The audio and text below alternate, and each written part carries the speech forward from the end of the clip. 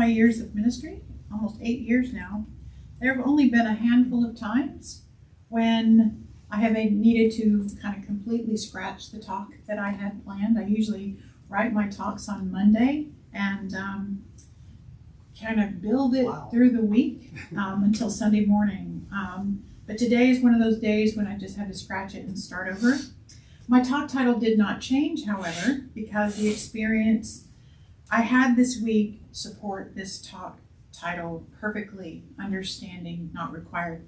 So today, as we continue on the monthly topic of love, I want to tell you a love story.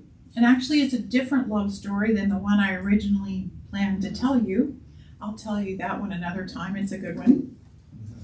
But before I tell you the story, I want to just talk a little bit about love. You know, I will probably be giving messages about love for the entirety of my ministry. As I said last week, God is love, and we're singing Love is My Decision all month. So as I explore the idea of understanding not being required, I'm saying that because what I have found that is, as a God being, and quite frankly, as a human being, I am called, and you are called, to love all, even if you don't understand. So many of us, as we were growing up, were taught a lot of things about love. And one of the things most of us were taught is that love is conditional, meaning that we are taught to express love when someone else is being lovable, and to withhold love when they're not behaving in a way that we approve of, right? So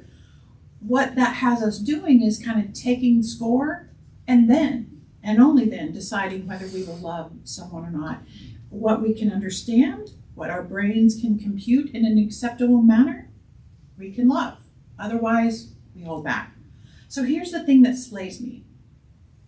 One of the things that we do as humans is withhold love to a person because that person is loving someone else, a third person, or dinosaur, in a way that we do not understand, right? Maybe it's an interracial love that's really hard for some people to tolerate, or a polyamorous love that seems to be unacceptable. Many people have a problem with the current flow of gender fluidity and how love is expressed in so many ways outside of gender norms. And I have found people all my whole life to be a little squirmy about different sexual expressions and move away from those they do not understand. But I'm here to remind you this morning that understanding is not required. Your unconditional love is. Love is love is love. And love, the experience of love, is the most direct experience of feeling God itself. You know, so many spiritual teachers have taught this very thing. Hafiz, the Sufi Persian poet, writes a lot about love. And here's one quote that I absolutely cherish. He says, "The subject tonight is love. And for tomorrow night as well, as a matter of fact, I know of no better topic for us to discuss until we all die." Love, love, love, love. So another thing I found out is that in Sanskrit, there are 96 words for love. The Persian language, Hafiz's language, there's 80 different words for love. Greek even has 3. But in English, there's only one. There's only one. Eskimos have 30 words for snow because it's such an important part of their lives. And they live so intimately with snow that it's a matter of life and death for them to understand exactly what element they are dealing with at this moment. 30 words for snow. So how expansive could our experience of love be if we were paying attention so closely that we could choose 96 different words to describe it? But the truth is, there's only one love. There's only one love, and that is God. That is God. And we try to categorize everything in our lives. We even love, right?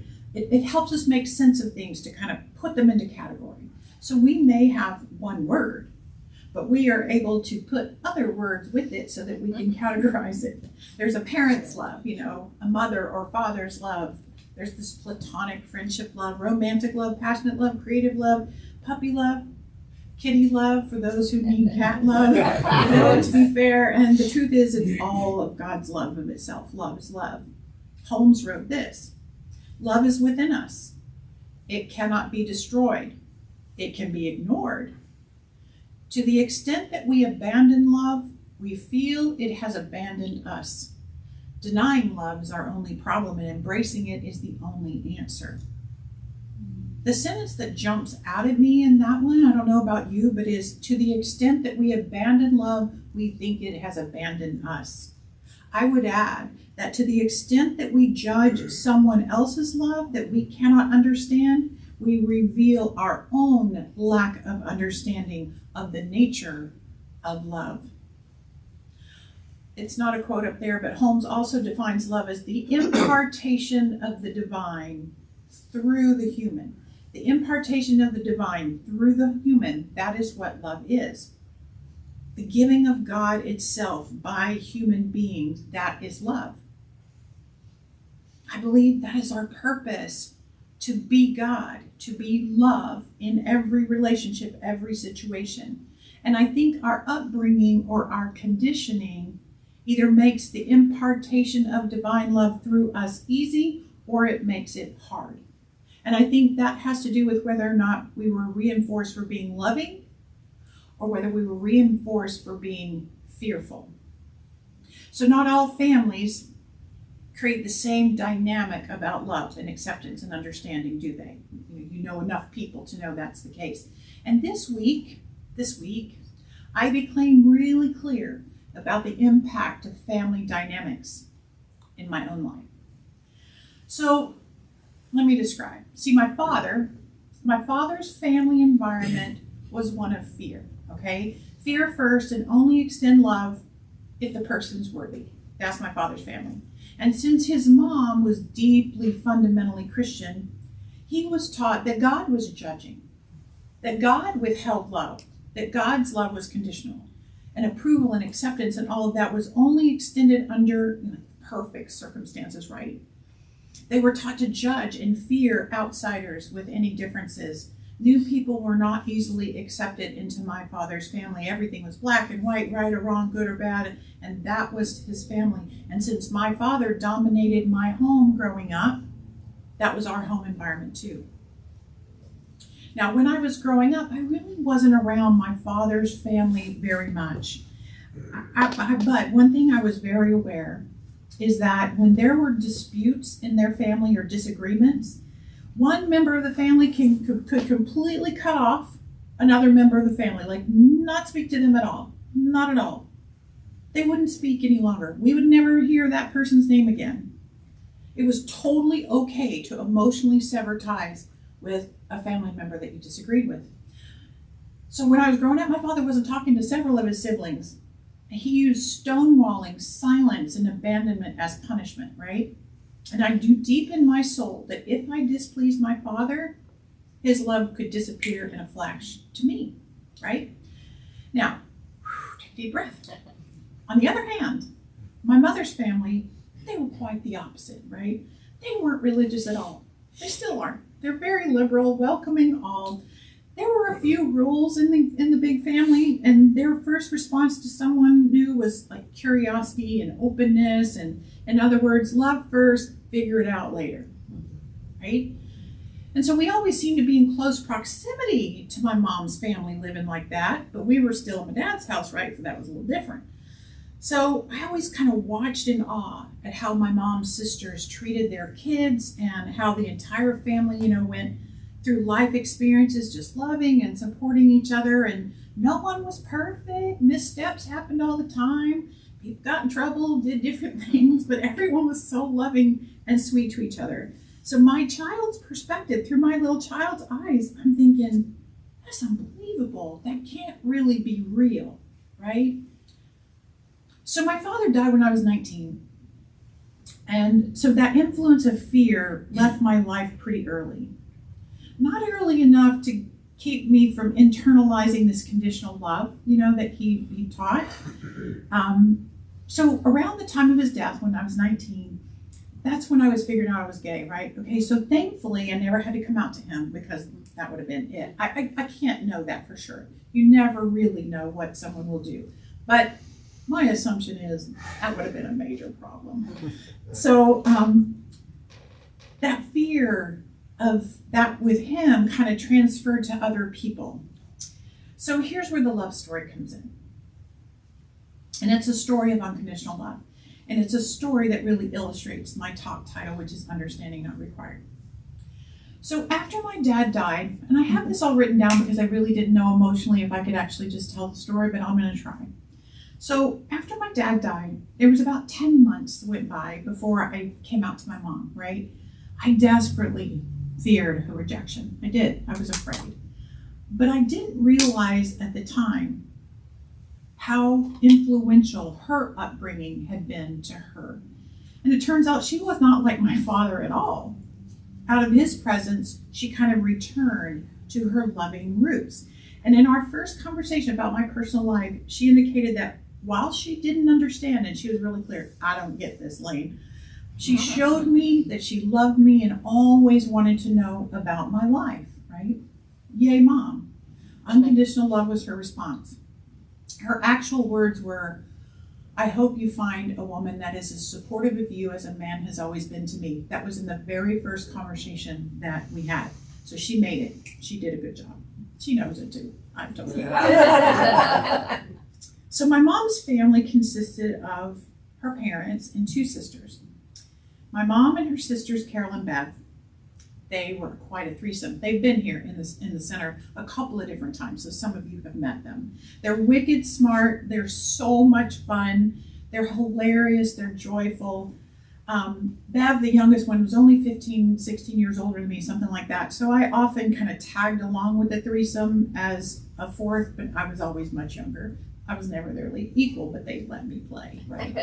They've always been three of my most favorite people on the planet. And any chance I have to be with them, I leap at it.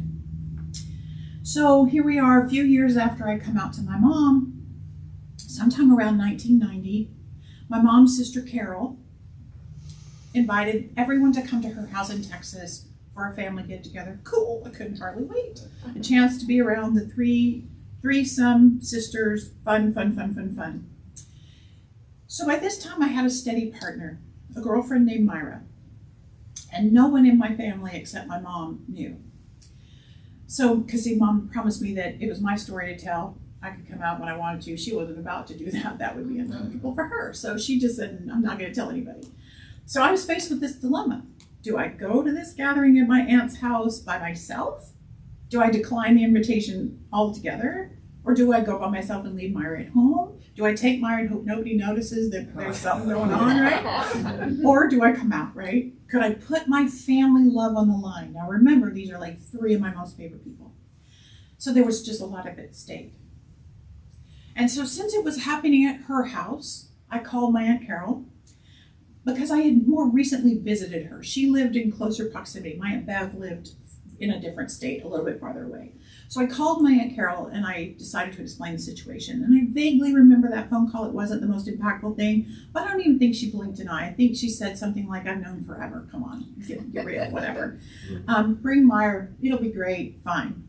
But I still had to deal with my other Aunt Bev and my grandma, but that's beside the point. So I had to deal with my Aunt Bev. And so I had seen her less often. I felt a little bit less comfortable just doing this. And so I just stepped out on faith that I couldn't call her. I wrote her a letter. And this would turn out to be one of the biggest, most impactful lessons about unconditional love of my life. See, I know now that my experiences back in 1990 were formative, but at the moment, I'm just kind of living through them.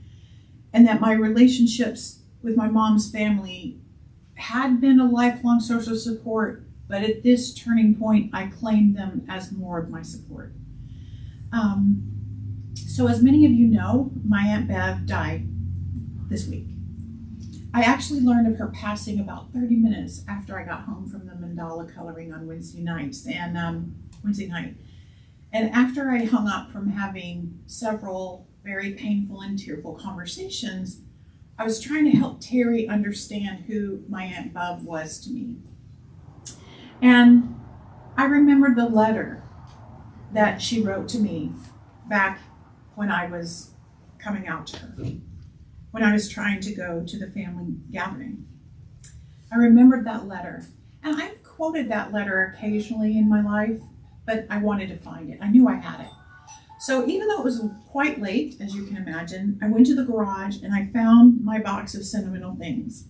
And I went through it. Terry will tell you. I went through it letter by letter by letter. Grandma letters, mom letters, Kelsey letters. And this one little orange letter was in there. And I found it. And this letter was my introduction to the truth and power of unconditional love. That ability to say, I may not understand, but understanding is not required. Love is always here. So with the deepest respect, I will share this profound letter with you. And I pray that it illustrates to you what is possible when you come from your soul. This is my test for tomorrow. Can I lead this memorial service in one piece? We'll see. So this is what she wrote on June 22nd of 1990. Dear Laine, actually it says Lana, but that's another story. First of all, let me say I love you. I'll love you whether you're gay or straight, vegetarian or carnivorous, blonde or brunette, Christian or Jewish. I might even love you if you're a Republican. I love you because you're Lana Laine, my firstborn niece. Your lifestyle and relationships are secondary as long as you are happy and fulfilled. Now it's June 22nd. Sorry for the intermission. Work and family do so interfere with my spare time. As I was saying, I love you. Enough said. I'm sure you have agonized over telling us all, but I'm glad you did.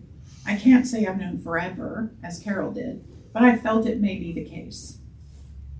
I'm only sorry if you've wondered how we would feel. For a widespread family, I've always felt we were exceptionally close. Our feelings are open and fairly uncomplicated. Our love for one another is unconditional, even for Ron, stinker that he is. That's my little brother. He's a stinker.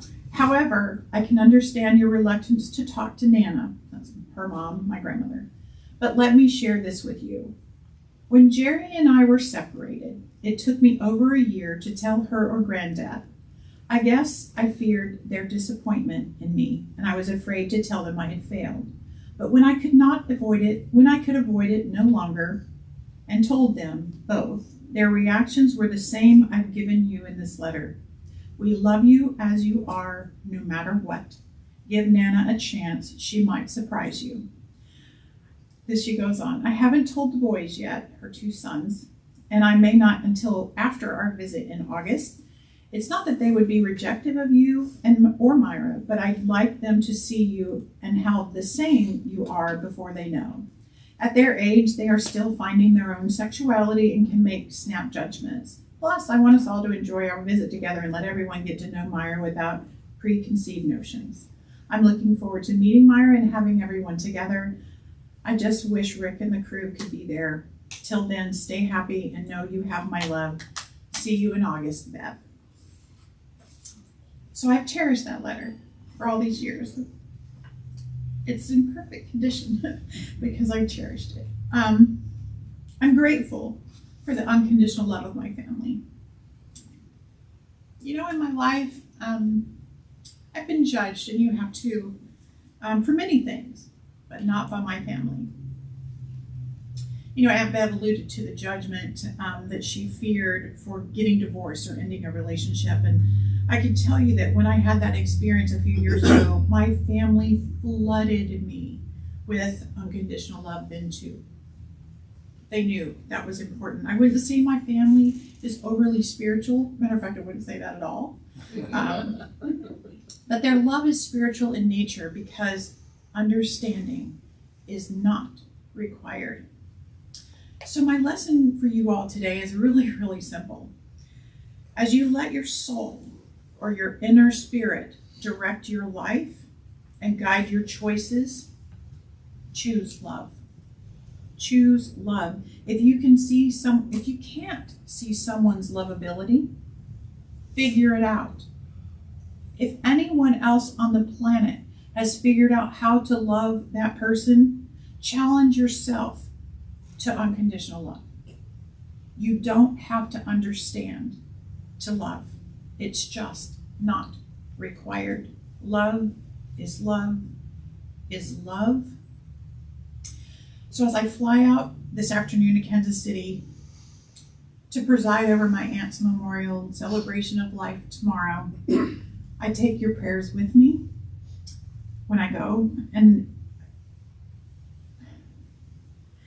I invite you to join me in her honor to rise to unconditional love in your own family, in your friendship circle, and to anyone that you don't understand. It's not required. And so it is. Thank you.